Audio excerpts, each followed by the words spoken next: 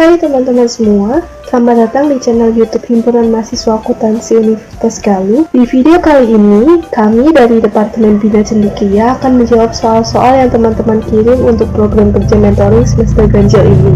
Jadi, tonton videonya sampai akhir ya. Pertama, yaitu apakah ada perbedaan pencatatan jurnal dalam CV dan Persero? Jadi, di dalam CV dan Persero tidak ada perbedaan di dalam pencatatan jurnalnya. Karena setelah dilihat dari beberapa latihan soal, di sana terdapat berbagai macam bentuk soal yang berupa perusahaan CV maupun bentuk Persero. Di dalam pengerjaan soal tersebut, pencatatan jurnal dari kedua bentuk perusahaan memanglah sama. Namun, seperti yang kita ketahui, bahwa CV itu merupakan perusahaan yang dibangun oleh dua orang atau lebih, di mana seseorang menjadi pengusaha aktif dan pengusaha pasif. Pengusaha aktif merupakan pengusaha yang mempunyai tanggung jawab untuk menjalankan perusahaan. Sedangkan pengusaha pasif adalah pengusaha yang hanya menyetorkan modal. Sedangkan perseroan atau PT merupakan perusahaan yang dibangun atas modal yang terdiri dari saham-saham.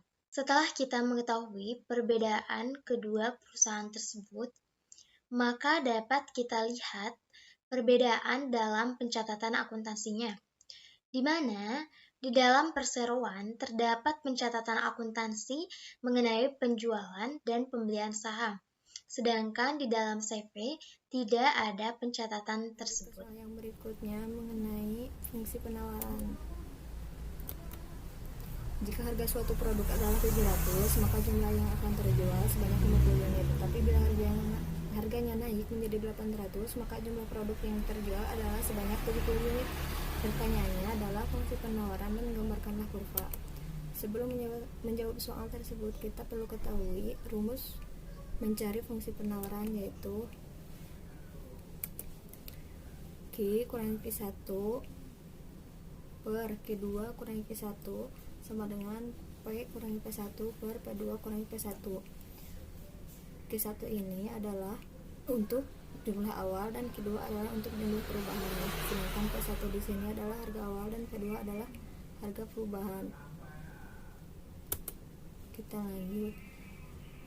Kita ketahui Q1 di sini adalah 50 dan Q2 adalah 70.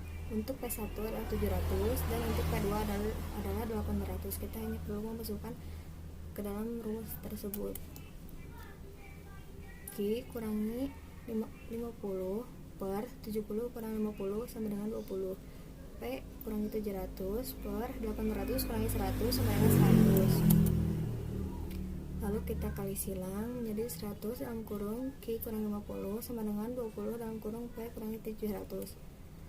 100 dikali Q, 100 Q, 100 dikali 50 menjadi 5000 sama dengan 20 dikali P adalah 20 P sama dengan 20 dikali 700 menjadi 14.000. 100 Q sama dengan 20 P. Dari mana kita menghasilkan 9.000 ini? Yaitu dari 5.000 dikurangi 14.000. Untuk mencari Q adalah Q sama dengan 20P kurangi 9.000 per 100. Q sama dengan 0,2P kurangi 90. Untuk kurva penawaran tersebut, kita hanya perlu memindahkan nilai dari soal tersebut. Untuk price-nya berada di sebelah kiri dan untuk Q-nya berada di bawah. Jika harga produknya 700 itu akan menghasilkan 50 unit, sedangkan jika harga 800 itu akan menghasilkan 70 unit. Nah, untuk poin yang selanjutnya yaitu poin B dengan soal jika terjadi peningkatan teknologi yang menyebabkan peningkatan efisiensi sebesar 10%, gambarkanlah kembali penggeseran kurvanya. Jadi, kita gambar ini kurvanya kayak gini. Untuk kurvanya itu karena di sini terjadi peningkatan teknologi, jadi kurvanya itu bergeser ke arah kanan. Hal ini disebabkan oleh faktor teknologi yang meningkat sebesar 10%. Teknologi yang semakin canggih akan memungkinkan produksi lebih banyak dan efisien. Oke, kita ke soal berikut mengenai permintaan. Nah, dari soal ini kita ketahui bahwa P0 sama dengan 400, P1 sama dengan 300, Q0 sama dengan 10.000 unit, Q1 sama dengan 15.000, dan ditanyakan hitunglah elastisitas permintaannya. Nah, sebelum menjawab soal ini, kita ketahui bahwa adanya rumus elastisitas permintaan. Nah, rumusnya adalah seperti ini. ED sama dengan Q1 dikurangi Q0 per dalam kurung Q0 ditambah Q1 per 2 dibagi P1 dikurangi P0 per dalam kurung P0 ditambah P1 dibagi 2. Nah, kita ketahui bahwa ED ini merupakan elastisitas permintaan. Q0 sendiri berarti kuantitas atau jumlah permintaan awal, sedangkan Q1 merupakan kuantitas atau jumlah permintaan setelah adanya perubahan. Nah, untuk P0 merupakan harga awal, sedangkan untuk P1 berarti adanya harga setelah perubahan. Nah, setelah mengetahui rumus elastisitas permintaan ini, kita dapat menjawab soal yang tadi. Nah, di soal yang tadi kita ketahui bahwa P1-nya itu 15.000 dan P0-nya itu 10.000. Q1 300 dan Q0-nya 400 sehingga menghasilkan perhitungan seperti ini. Nah, kita hitung 15.000 dikurangi 10.000 sama dengan 5.000. 10.000 ditambah 15.000 dibagi 2 sama dengan 12.500. 300 dikurangi 400 sama dengan negatif 100. Lalu 400 ditambah 300 dibagi 2, 350. Nah, kita sederhanakan karena ini bisa disederhanakan. Nah, 5.000 per 12.500 kita sederhanakan. Di sini kita coret ya. Jadi 2 per 5 ya. Dan negatif 100 per 350 kita sederhanakan ya. Menjadi negatif 2 per 7. Nah, kita hitung 2 per 5 dibagi negatif 2 per 7. Hasilnya adalah negatif 1,4. Nah, negatif ini menunjukkan bahwa benar adanya hubungan antara kenaikan harga dengan jumlah permintaan. Nah, untuk itu kita hilangkan negatif ini karena permintaan ini bersifat nilai mutlak ya, sehingga negatif ini kita hilangkan dan menjadi 1,4.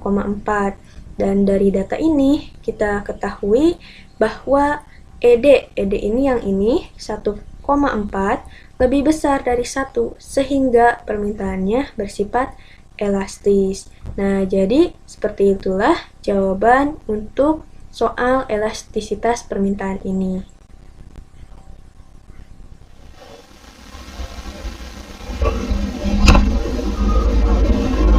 Baik, untuk soal yang selanjutnya yaitu tentang elastisitas penawaran.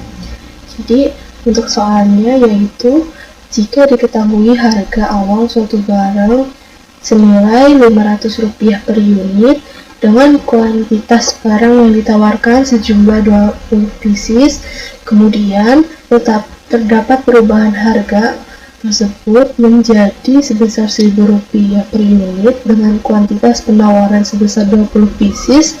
Dari data tersebut, hitunglah koefisien elastisitas penawarannya dengan rumus elastisitas penawaran sama dengan Q1 kurangi Q per Q1 tambah Q per 2 per P1 kurangi P per P1 tambah P dibagi 2. Jelaskan cara perhitungannya dengan rinci.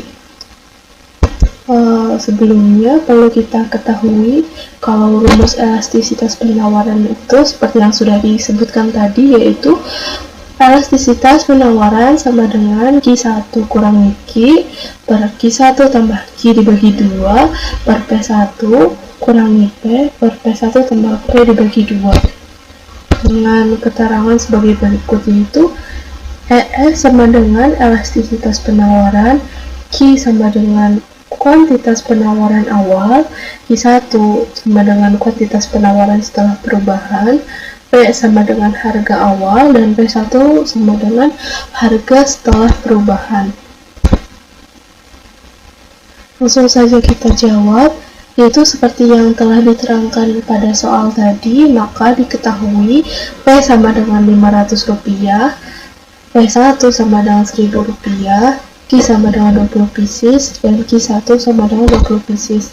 Lalu, bagaimana cara perhitungannya? Yang pertama itu kita masukkan rumusnya terlebih dahulu dengan elastisitas penawaran sama dengan Q1 kurang Q per Q1 tambah Q dibagi 2 per P1 kurang P per P1 tambah P dibagi 2. Yang mana setelah itu kita memasukkan angka-angka yang telah kita golongkan di sini, yaitu sama dengan elastisitas penawaran sama dengan 20 dikurangi 20 per 20 ditambah 20 dibagi 2 per 1000 dibagi 500 per 1000 ditambah 500 dibagi 2. Lalu kita hitung nih, kita jumlahkan, maka hasilnya sama dengan IS sama dengan 0 per 40 dibagi 2 per 500 dibagi 1500 dibagi 2, yaitu hasilnya sama dengan elastisitas penawaran sama dengan 0 per 20 per 500 per 750.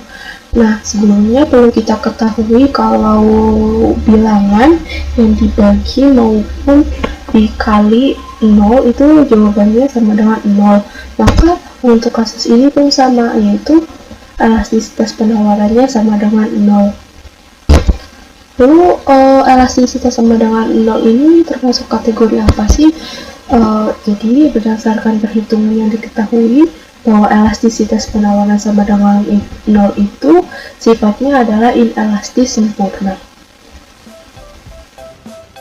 Ya, nggak kerasa ya udah di penghujung video aja. Jadi gimana nih teman-teman, udah ngerti belum sama materi yang kita jelasin? Semoga udah pada ngerti ya. Oh iya, terima kasih udah nonton video ini sampai selesai. Semoga ilmunya bermanfaat.